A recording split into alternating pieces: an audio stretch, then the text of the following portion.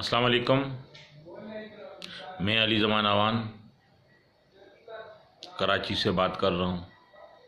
अवान भाइयों, दुनिया न्यूज़ के प्रोग्राम थिंक टैंक में एजाज मीर ने पाकिस्तान के सबसे बड़े कबीले अवान कौम के बारे में नाज़ेबा अल्फाज इस्तेमाल किए और वो वीडियो सब दोस्तों को सेंड भी कर दी गई है। मैं इस शख्स को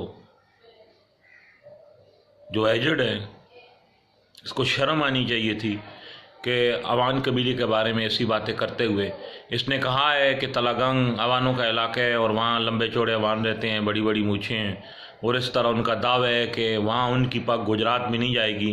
कहने का मकसद ये है कि वहाँ इलेक्शन हो रहा है और वहाँ कोई चौधरी बरादरान का बंदा जो इसको यकीन है कि वो जीत जाएगा, तो उसने कहा कि वो बड़ी बड़ी पगड़ियाँ बांधते हैं अवान, और वहाँ अब सुने गुजरात में म्यूज़ियम बन रहा है और अवानों की पगड़ियाँ वहाँ रखी जाएंगी। शर्म का मकाम है इस शख्स के लिए, शर्म का मकाम है दुनिया न्यूज़ वालों के लिए, जो बैठा के जो ऐसी प्रोग्राम में एक मुअज़्ज़ज़ पुरअमन वफ़ादार और जिनका शजरा नसब हज़रत अली रज़ी अल्लाह से मिलता उस कौम के ख़िलाफ़ इन्होंने ऐसी बातें करवाई।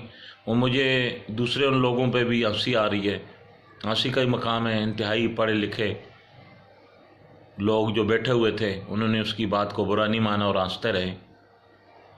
तो मेरे अवान भाइयों, अब वक्त आ गया है कि मैदान में निकलें, अपने हकूक़ का दफ़ा करें, अपने जो खोए हुए हकूक़ उनको आईने तक अपना एहतजाज करके उनको लें। इस शख्स के ख़िलाफ़, एजाज मीर के ख़िलाफ़, ये सुने पहले भी अवानों के ख़िलाफ़ नाज़ेबा अल्फाज इस्तेमाल करता है। आईनी अखलाकी हदूद में रह के तमाम अवान एहतजाज करें। किसी भी शख्स को यह हक़ हासिल नहीं है कि वो किसी दूसरे शख्स को नुकसान पहुँचाए। मैं ये बात अवानों के लिए कहता हूँ, पुरअमन एहतजाज करें और इस एहतजाज का दायरा पूरे पाकिस्तान भर में बढ़ाएं, ताकि ये शख्स आके फिर अवान कौम से माफ़ी मांगे। ये गैरत का तकाजा यही है कि सब अवान एहतजाज करें और इस एहतजाज में शरीक हों। ये वीडियो वायरल करें जो उस बुढ़े ने जो दुनिया न्यूज़ पे कही है। और अब भी अगर हम एक नहीं हुए तो मेरा ख़्याल है वक्त हमें कभी माफ़ नहीं करेगा। आपका भाई अली ज़मान अवान, प्रेसिडेंट, साबका president Tanzeemul Awan youth wing Sindh.